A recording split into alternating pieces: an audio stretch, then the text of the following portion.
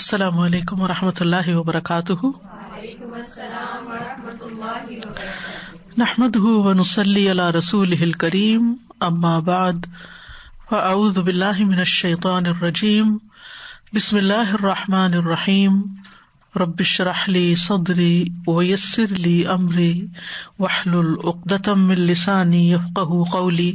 آیت نمبر 4 سے تفسیر ارشاد باری تعالی ہے، ما جعل اللہ لرجل من قلبین فی جوفہ وما جعل ازواجکم اللائی تظاہرون منہن امہاتکم وما جعل ادعیاءکم ابناءکم ذلکم قولکم بأفواہکم واللہ یقول الحق وہو یہدی السبیل۔ اللہ نے کسی شخص کے سینے میں 2 دل نہیں رکھے، اور نہ ہی اس نے تمہاری ان بیویوں کو جن سے تم زہار کرتے ہو ان میں سے تمہاری مائیں بنایا ہے، اور نہ ہی تمہارے منہ بولے بیٹوں کو تمہارا بیٹا بنایا ہے۔ یہ محض تمہارے منہ سے نکلی ہوئی بات ہے، اور اللہ حق بات فرماتا ہے اور وہی راستے کی رہنمائی کرتا ہے۔ آیت کا مطلب یہ ہے کہ جس طرح اللہ تعالیٰ نے کسی انسان کے پیٹ میں یا سینے میں 2 دل نہیں رکھے، اسی طرح اللہ سبحانہ وتعالیٰ نے کسی بھی عورت کو ایک ہی وقت میں ایک مرد کی بیوی اور ماں نہیں بنایا، یعنی ایک عورت ایک وقت میں ایک مرد کے لیے بیوی اور ماں بیک وقت نہیں ہو سکتی۔ اسی طرح اللہ تعالیٰ نے کسی انسان کو ایک انسان کا ایک ہی وقت میں حقیقی بیٹا اور منہ بولا بیٹا نہیں بنایا۔ پچھلی آیات میں ہم دیکھتے ہیں کہ اللہ سبحانہ وتعالیٰ نے تقویٰ کا حکم دیا، تو جب اللہ کا تقویٰ دل میں ہو تو اس کا تقاضا کیا ہے کہ کسی اور کا پھر تقویٰ دل میں نہ ہو، کسی اور کا ڈر دل میں نہ ہو، کیونکہ انسان کے پاس 2 دل نہیں ہوتے، جس میں سے ایک کے ساتھ وہ اللہ سے ڈرتا اور دوسرے دل کے ساتھ وہ کسی اور سے ڈرتا ہو۔ کیونکہ جب وہ غیر اللہ سے ڈرتا ہے تو اس لیے ڈرتا ہے کہ وہ اپنے دل کو اللہ کی طرف سے پھیر کر غیر اللہ کی طرف لے جاتا ہے، اور جو انسان اللہ کا تقوی اختیار کرتا ہے اس کے لیے یہ مناسب نہیں۔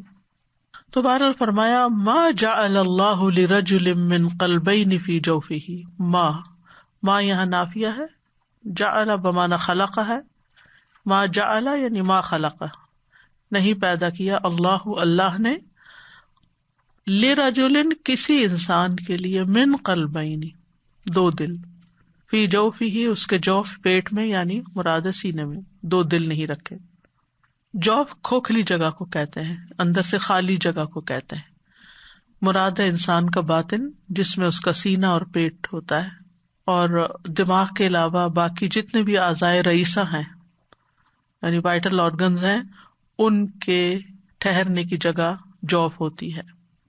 بعض روایات میں یہ بھی آتا ہے کہ ایک منافق یہ دعویٰ کرتا تھا کہ اس کے 2 دل ہیں، ایک دل مسلمانوں کے ساتھ ہے اور دوسرا دل کافروں کے ساتھ ہے، تو کہا جاتا ہے کہ اس کی تردید میں بھی یہ آیت نازل ہوئی۔ اور اسی طرح یہ بھی کہا جاتا ہے کہ مشرکین مکہ میں سے ایک شخص جمیل بن معمر فہر تھا، جو بہت ہی مکار اور تیز ترار انسان تھا، اس کا یہ دعویٰ تھا کہ میرے 2 دل ہیں، تو ان سے میں سوچتا ہوں، جبکہ محمد کا ایک ہی دل ہے، یعنی اپنے آپ کو بہتر ثابت کرنے کے لیے اس طرح کا دعویٰ کرتا تھا۔ تو کسی بھی انسان کی یہ غلط فہمی دور کر دی گئی کہ اللہ نے اس کے لیے 2 دل بنائے ہیں، بلکہ ہر انسان کا ایک ہی دل ہوتا ہے جو کہ اس کے خیالات اور جذبات کا مرکز ہوتا ہے۔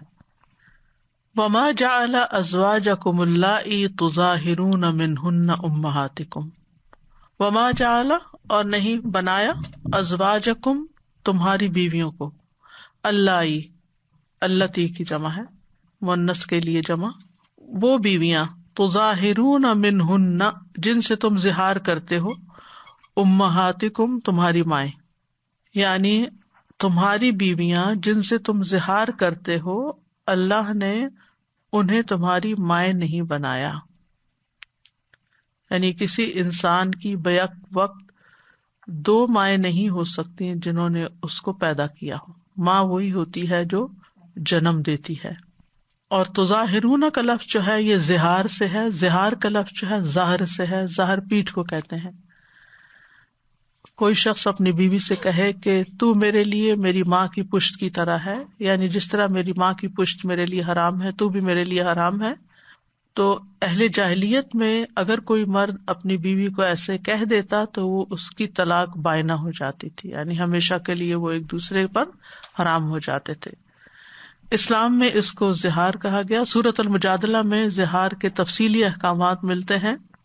آیت نمبر 2 میں آتا ہے سورۃ المجادلہ کی، الذین یظاہرون منکم من نسائہم ما ہن امہاتہم ان امہاتہم الا اللائی ولدنہم وانہم لیقولون منکرا من القول وزورا وان اللہ لعفو غفور. تم میں سے وہ لوگ جو اپنی بیویوں سے زہار کرتے ہیں وہ ان کی مائیں نہیں ہیں، ان کی مائیں تو وہی ہیں جنہوں نے ان کو جنم دیا ہے، جنہوں نے ان کو پیدا کیا ہے. بے شک وہ ایک ناپسندیدہ اور جھوٹ بات کہتے ہیں، یعنی اگر کوئی ایسا دعویٰ کرتا بھی ہے تو وہ جھوٹ بولتا ہے، اس بات کی کوئی حقیقت نہیں. جیسے ایک دوسری جگہ آتا نا، ذالک قولکم بافواہکم، یہ صرف تمہارے منہ کی بات ہے، اس کا حقیقت سے کوئی تعلق نہیں، ایک من گھڑت بات ہے. اور سورۃ المجادلہ میں آیت نمبر 3 اور 4 میں پھر اس کا کفارہ بتایا گیا کہ کس طرح یہ واپس انسان اپنی بیوی کی طرف رجوع کر سکتا ہے، کہ اس کے بدلے پھر اس کو رجوع کرنے سے پہلے ایک گردن کو آزاد کرنا ہوگا، اور پھر اسی طرح یہ ہے کہ اگر غلام نہ پائے تو پھر 2 ماہ کے مسلسل روزے رکھے اس سے پہلے کہ وہ دونوں ایک دوسرے کو ہاتھ لگائیں، اور اگر کوئی روزے رکھنے کی استطاعت نہیں رکھتا تو پھر 60 مسکینوں کو کھانا کھلائے. یعنی ایک بات کے نتیجے میں اتنا بڑا کفارہ اس کو دینا ہوگا واپس پلٹنے کے لیے. اسی طرح دور جاہلیت میں ایک اور رسم بھی تھی، اور وہ یہ تھا کہ انسان کسی بھی بچے کو اپنا بیٹا کہتا اور اس کو بالکل اپنے حقیقی بیٹے کی طرح ہی سمجھتا تھا، تو اس کی بھی تردید کر دی گئی. وما جعل ادعیاءکم ابناءکم، کہ تمہارے منہ بولے بیٹوں کو اللہ نے تمہارا حقیقی بیٹا نہیں سمجھا، یہ نہیں بنایا. یہ مثال زید بن حارثہ رضی اللہ عنہ کے بارے میں کہی گئی تھی، جن کو لوگ زید بن محمد کہا کرتے تھے. عربوں کے قدیم رواج کے مطابق منہ بولا بیٹا وارث بنتا تھا، یعنی جیسے اپنا حقیقی بیٹا وارث بنتا ہے تو ایسے وہ بھی وارث بنتا تھا، اور اس کی بیوی سے طلاق کے بعد یا اس کی وفات کے بعد شادی کرنا حرام سمجھا جاتا تھا. تو اس رواج کو غلط ثابت کیا گیا یہاں، اور بتا دیا گیا کہ منہ بولا بیٹا جو ہے وہ حقیقی بیٹے کی طرح نہیں ہو سکتا. جیسے بیوی ماں کی طرح نہیں ہو سکتی، اسی طرح صرف کہنے سے کوئی شخص بیٹا نہیں بن جایا کرتا.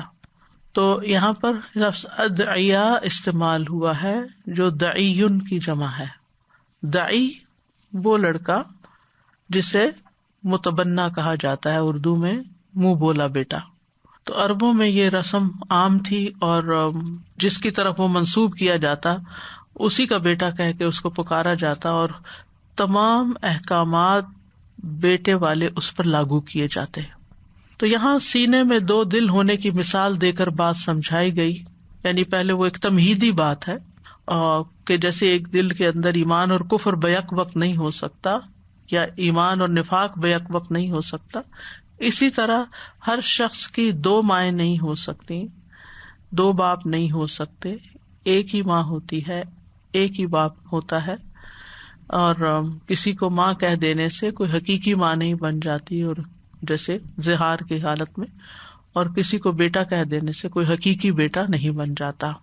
یہ سب تمہارے منہ کی باتیں ہیں. سوال یہ پیدا ہوتا ہے کہ عام طور پر ایسا کام وہ کیوں کیا کرتے تھے. ایک تو عام جیسے آج تک ہمارے معاشرے کے اندر اڈاپشن کا رواج ہے کہ اگر کسی کی اپنی اولاد نہیں تو کسی بچے کو اڈاپٹ کر لیا اور اس کو بیٹا بنا لیا اور اس پر سارے وہی احکامات لاگو کیے جیسے حقیقی بیٹے کے ہوتے ہیں. عام طور پر آپ دیکھیں کہ افسوس کے ساتھ کہنا پڑتا ہے کہ آج مسلمان معاشرے کے اندر بھی یہ تمام چیزیں دور جاہلیت والی پائی جاتی ہیں کہ جب وہ کسی کو اڈاپٹ کرتے ہیں تو بچے کا نام، نسب، حسب سب تبدیل کر دیتے ہیں. پھر اس کے بعد یہ کہ جب وہ جوان ہوتا ہے تو جو خاتون اس کو پالتی ہے وہ اس سے پردہ نہیں کرتی، اور پھر وہ بچہ بالغ ہونے کے بعد جو اس کا نامحرم ہو جاتا ہے وہ اس کے پاس ایسے ہی آتا جاتا ہے جیسے حقیقی بیٹا ہوتا ہے، اور پھر مرنے کے بعد بعض اوقات پوری جائیداد کا وہ وارث بن جاتا ہے اور حقیقی وارث جو ہے وہ محروم ہو جاتے ہیں. تو یہ ساری صریح مخالفت ہے شریعت کی اور صریح نافرمانیاں ہیں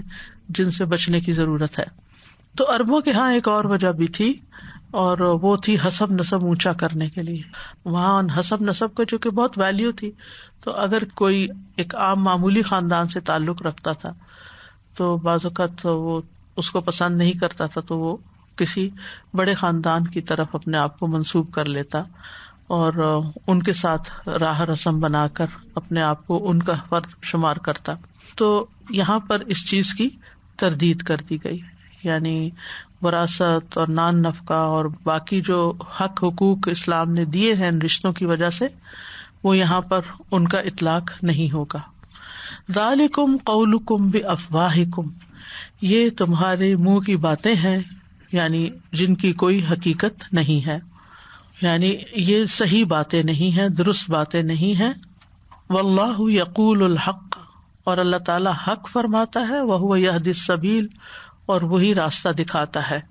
یعنی اللہ تعالیٰ نے بالکل سچ فرمایا کہ جس عورت سے زہار کیا گیا ہو اس پر ماں کا لفظ نہیں بولا جائے گا، اور منہ بولے بیٹے پر ابن کا لفظ نہیں بولا جائے گا. اللہ تعالیٰ سچ اور انصاف پر مبنی بات فرماتا ہے، ایک صحیح اور مضبوط بات فرماتا ہے جو حقیقت کے عین مطابق ہوتی ہے. یعنی یہ تمہارا اپنا تصور ہے، خیال ہے، اور اپنے آپ کو دھوکہ دینے والی بات ہے کہ جو چیز جس کی اصلیت کچھ نہیں اس کو تم اپنے طور پر حقیقی چیز سمجھو. اور قرآن مجید میں سورۃ النساء میں آتا ہے وَمَنْ أَصْدَقُ مِنَ اللَّهِ قِيلًا، اللہ سے بڑھ کر سچا بات میں کون ہو سکتا ہے. سورۃ صاد میں آتا ہے وَالْحَقَّ أَقُولُ، اور میں حق بات ہی کہتا ہوں. یعنی جو کچھ اللہ تعالیٰ نے فرمایا ہے وہ بالکل سچائی پر مبنی ہے، اس میں کوئی شک و شبہ کی گنجائش ہی نہیں. انسان پورے شرح صدر کے ساتھ اس کو قبول کرے اور اسی پر جم جائے. وَهُوَ يَهْدِي السَّبِيلَ، اور وہی اصل راستہ دکھاتا ہے جو سب سے زیادہ سیدھا اور ہدایت اور بھلائی پر مبنی راستہ ہے زندگی گزارنے کا جو طریقہ ہے. یعنی جو انسان سچائی پر اپنی زندگی کی بنیاد رکھتا ہے اس کا رہن سہن اور اس کا معاملہ بالکل مختلف ہوتا ہے بنسبت اس کے کہ جو ایسی جھوٹی باتوں کو اپنا لیتا ہے، کیونکہ اس کے بعد معاشرے میں کئی خرابیاں پیدا ہو جاتی ہیں. تو اللہ سبحانہ وتعالیٰ یہدی السبیل یعنی صحیح راستہ دکھاتا ہے، اس پر چلاتا ہے، اپنے بندوں کے لیے حق کو واضح کرتا ہے. مراد یہ ہے جیسے ایک اور جگہ پر آتا ہے سورۃ البقرہ میں کذالک یبین اللہ آیاتہ للناس لعلہم یتقون، اسی طرح اللہ اپنی آیات کو لوگوں کے لیے کھول کھول کے بیان کرتا ہے تاکہ وہ بچ جائیں. ایک اور جگہ پر آتا ہے سورۃ النور میں لقد انزلنا آیات مبینات واللہ یہدی من یشاء الی صراط مستقیم، بے شک ہم نے واضح آیات نازل کی اور اللہ جسے چاہتا ہے سیدھے رستے کی طرف ہدایت دیتا ہے. تو اس آیت سے جو احکامات واضح ہوتے ہیں وہ کیا ہے کہ منہ بولا بیٹا نہیں بنانا چاہیے، اس کی ممانعت ہے. لیکن یہاں تھوڑی سی بات مزید واضح کر دی جائے، وہ یہ کہ کسی کو پیار سے بیٹا کہا جا سکتا ہے. یعنی جب انسان خود بھی سمجھتا ہو کہ یہ صرف ایک آنر کے طور پر یا ایک محبت کے اظہار کے طور پر کسی کو بیٹا کہا جا رہا ہے، جیسے کہ عام طور پر مثلاً بیٹی کو بھی بعض اوقات بیٹا کہہ دیا جاتا ہے، حالانکہ بیٹا کا لفظ مذکر ہے، تو اس سے وہ مذکر نہیں، سب کچھ انڈرسٹوڈ ہے کہ یہ محبت میں کہا جا رہا ہے یا ایک انس کے طور پر یا قرب کا احساس دلانے کے لیے. تو اس میں کوئی حرج کی بات نہیں ہے، اور اس کی دلیل بھی ہمیں ملتی ہے سنت سے. نبی صلی اللہ علیہ وسلم نے حضرت انس کو یا بنیا کہہ کے پکارا. ابن عباس کہتے ہیں کہ رسول اللہ صلی اللہ علیہ وسلم نے مزدلفہ کی رات ہم بنی عبد المطلب کے چھوٹے لڑکوں کو گدھیوں پر سوار کر کے آگے بھیج دیا، یعنی حج کے موقع پر، یعنی تم پہلے چلے جاؤ رش سے. اس موقع پر نبی صلی اللہ علیہ وسلم ہماری رانوں پر تھپکیاں دے کے فرمانے لگے، یعنی چھوٹے بچے تھے 10 سال کے، کچھ چھوٹے کوئی بڑے. ابینیہ یعنی اے میرے پیارے بیٹو، لا ترموا الجمرۃ حتی تطلع الشمس، جب تک سورج طلوع نہ ہو جمرات کو کنکریاں نہیں مارنا. یعنی ان کو رخصت کیا، آگے بھیج دیا، پہلے بھیج دیا، لیکن ساتھ ہی یہ بتا دیا کہ جمرات کو کنکریاں مارنے کا وقت کیا ہے. تو یہاں ان سب بچوں کو بیٹا کہہ کے پکارا جو جا رہے تھے. پھر اسی طرح یہ ہے کہ بیوی کو ماں نہیں سمجھنا چاہیے، کیونکہ ماں اور بیوی کے اسٹیٹس میں بہت بڑا فرق ہے، دونوں کے حقوق میں فرق ہے. آپ دیکھیے کہ ماں کا حق کیا ہے کہ وَخْفِضْ لَهُمَا جَنَاحَ الذُّلِّ مِنَ الرَّحْمَةِ، ماں کے آگے عاجزی کے ساتھ جھکنا ہے، اس کی بات سننی ہے، اس کا ادب اور احترام کرنا ہے، یعنی ماں کو اپنے سے بڑا رتبہ دینا ہے. جبکہ اس کے برعکس بیوی کا جہاں تک معاملہ ہے تو وہاں پر آپ دیکھیں کہ جب بیوی اور شوہر کی بات آتی ہے تو شوہر کا درجہ بیوی سے بڑا ہو جاتا ہے، اور اس کا نان نفقہ، اور پھر اس کے لیے وہ قوام بن جاتا ہے. ماں کا قوام نہیں ہوتا لیکن بیوی کا قوام ہوتا ہے. تو اس لیے دونوں کے اسٹیٹس میں فرق ہے. تو بیوی ماں کیسے ہو سکتی ہے؟ ماں نہیں ہو سکتی. پھر اس آیت سے یہ بھی پتہ چلتا ہے کہ اللہ نے چونکہ ایک ہی دل بنایا ہے، لہٰذا اس دل کو اللہ ہی کے لیے خالص کرنا چاہیے، اللہ ہی کی طرف متوجہ کرنی چاہیے، منتشر نہیں کرنا چاہیے. یعنی اس میں اللہ اور غیر اللہ دونوں بیک وقت برابر نہیں ہونے چاہیے. یا انسان اللہ کی طرف متوجہ ہوگا یا پھر غیر اللہ کی طرف. تو اپنے دل کا قبلہ انسان کو ہمیشہ درست رکھنا چاہیے. پھر اسی طرح یہ ہے کہ یہاں اس بات کو بھی واضح کیا گیا کہ ہر حقدار کو اس کا حق ملنا چاہیے. یعنی شاید سے یہ فائدہ بھی ہمیں ملتا ہے کہ ہر رشتے کو اس کے مقام پر انسان رکھے، اور جو اس مقام کا حق ہے وہ اس کو پورا پورا دے. یعنی زہار کو یہاں باطل قرار دیا گیا کیونکہ زہار عورت کو اس کے شوہر پہ حرام کر دیتا ہے. اس کے بعد عورت جو ہے نہ طلاق یافتہ ہوتی ہے کہ کوئی اور شادی کر لے اس سے، اور نہ ہی وہ اس مرد کے لیے حلال رہتی ہے، تو پھر اس کے لیے ایک مشکل پیدا ہو جاتی ہے. تو اسلام نے عورت کو یہاں انصاف دیا، اس کی عزت کو قائم رکھا، اور مرد کے اوپر ساری ذمہ داری ڈالی کہ وہ اپنی کہی ہوئی بات کے نتیجے میں اس کا کفارہ دے. پھر اسی طرح یہ کہ ہر قول حق نہیں ہوتا، لیکن اللہ کا ہر قول حق ہوتا ہے. واللہ یقول الحق، یعنی انسان جو ہے وہ کبھی حق بات کہتا ہے اور کبھی ناحق بھی کہہ جاتا ہے، لیکن اللہ سبحانہ وتعالی کبھی ناحق بات نہیں کہتا. واللہ یقول الحق، اور انسان اللہ کی دی ہوئی رہنمائی کو ہی اصل رہنمائی سمجھے. ان ھدی اللہ ھو الھدی وھو یہدی السبیل. اور کسی بھی معاملے میں انسان کو رہنمائی چاہیے ہو تو اللہ سبحانہ وتعالی ہی کی طرف رجوع کرے.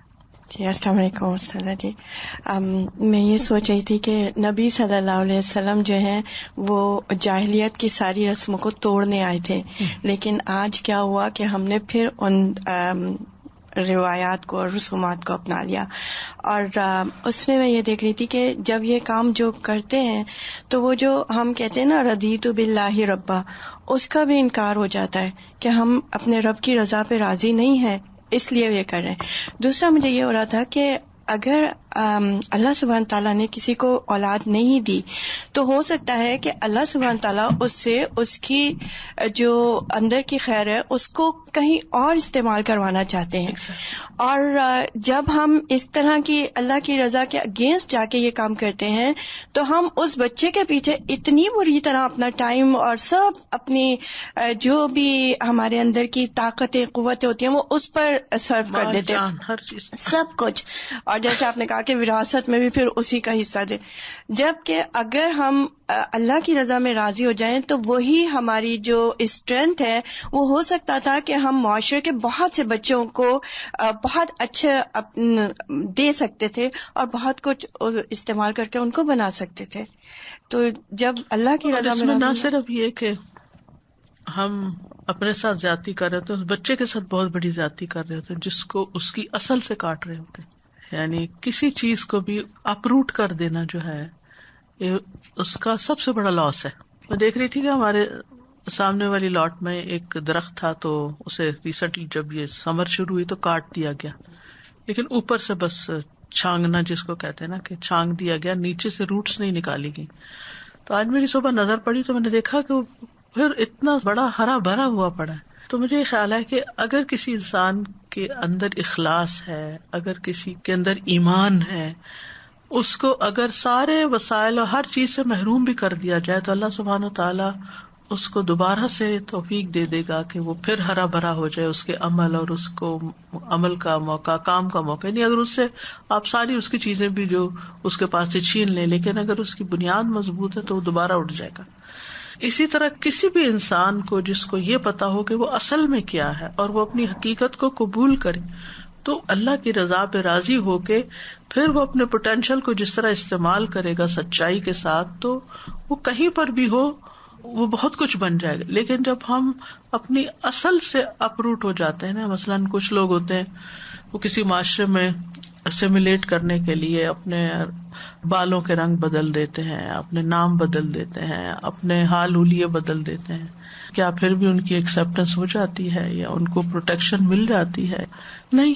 اور وہ جیسے کہتے ہیں نا کہ اگر گدھا شیر کی کھال پہن لے تو شیر نہیں بن جاتا.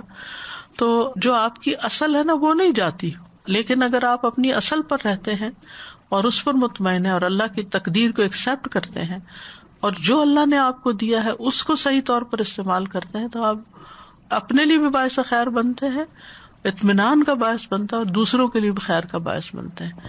جب آپ ایکٹنگ کر رہے ہوتے ہیں، جب آپ شو آف کر رہے ہوتے ہیں، جب آپ وہ بن کے دکھا رہے ہوتے ہیں جو آپ ہیں نہیں، تو پھر آپ مسلسل ایک تکلیف اور کرب میں رہتے ہیں. آئیڈینٹی کرائسس جو ہوتا ہے. استاذہ جی، مصحف کا وہ پیج میرے نظر کے سامنے ہے. ہم نے سورۃ صاد لاسٹ پڑھی، اس کے جو آخری پیج کا اوپر لکھا ہے سورۃ صاد کی، اور میں تو سچ ہی کہتا ہوں. دین وہیں پہ یہ، اور اس کے آگے یہاں پہ سورۃ الاحزاب شروع ہوتی ہے اور یہاں پہ یہ بات آ گئی کہ واللہ یقول الحق. بالکل. کئی بچے نانی کے گھر پلتے ہیں، کسی اور کے پاس پل جاتے ہیں، وہ اس میں کوئی حرج، لیکن بچے کو یہ پتا ہونا چاہیے کہ میرے اصل ماں باپ کون ہیں. اچھا، ہاں. اور پھر یہ کہ جب وراثت کی تقسیم کا وقت آئے تو 1/3 کی وصیت تو کی جا سکتی ہے اس بچی کے حق میں، مگر یہ نصف کی حقدار نہیں ہوگی جیسے ایک دوسری صورت میں ہو سکتی. لیکن 1/3 تو دے سکتی ہے، 1/3 کی وصیت ہو سکتی ہے. وصیت کر. جزاک اللہ. استاذہ جی، اس میں معاشرے کی ایک اور اس کی جھلک آپ کو دکھاؤں گی کہ بھئی جیسے ایک اور ہم انصاف کو اپنے ہاتھ میں لینا چاہتے ہیں. ہم کہتے ہیں ہم انصاف کر رہے ہیں اپنی اولاد کے ساتھ. تو اکثر خاندانوں میں دیکھا گیا کہ اگر ایک بیٹے کے 5 بچے ہیں یا 4 بچے، تو ان سے پھر ریکویسٹ کی جاتی ہے کہ تم اپنے بچے جو ہیں وہ اس کو دے دو جس کے بھائی کی اولاد نہیں. اور وہاں جو بعد میں جو فساد ہوتا ہے اور وہاں جو مشکلات پیدا ہوتی ہیں اور وہ مینٹل وہ جو ہے نا مریض بن جاتے ہیں، کیونکہ ان بچوں کو تو پتہ ہی نہیں چلتا کیونکہ کون کس کا بھابھی، کون کس کی بھائی، اور محرم اور نامحرم، ایون کہ ان کو چلیں دودھ پلا کے محرم بھی کر لیتے ہیں.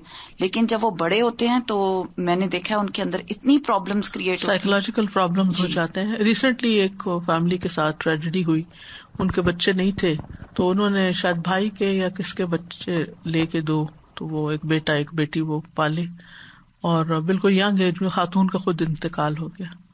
اب وہ بچے نہ اپنی ماں کو ماں سمجھتے ہیں اور جانے والی خاتون کے پیچھے پریشان ہوتے ہیں، اور اس مرد کے لیے ان بچوں کو سنبھالنا ایک مسئلہ ہو گیا ہے. یعنی بہت سے مسائل اٹھ کھڑے ہوئے ہیں.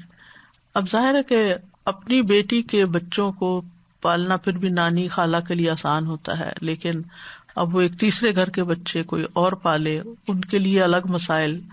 جن سے لیے تھے ان کے معاشی حالات کچھ اتنے اچھے نہیں تھے، وہ بہت ہمبل بیک گراؤنڈ تھی ان کی. ادھر یہاں پر بہت اللہ نے دیا ہوا تھا، اب وہ اگر بچوں کو اصل ماں باپ کے پاس بھیجتے ہیں تو وہاں ان کا رہنا حرام ہے، مشکل ہے. یعنی ایک نہیں کئی ایک مسائل نے جنم لیا، کیونکہ ہم سمجھتے ہیں کہ ہمارے بڑھاپے میں یہ کام آئیں گے، تو ہمیں نہیں پتا کہ ان سے پہلے شاید ہم ہی چلے جائیں. بہرحال اللہ سبحانہ و تعالیٰ سب کے لیے آسانی کرے.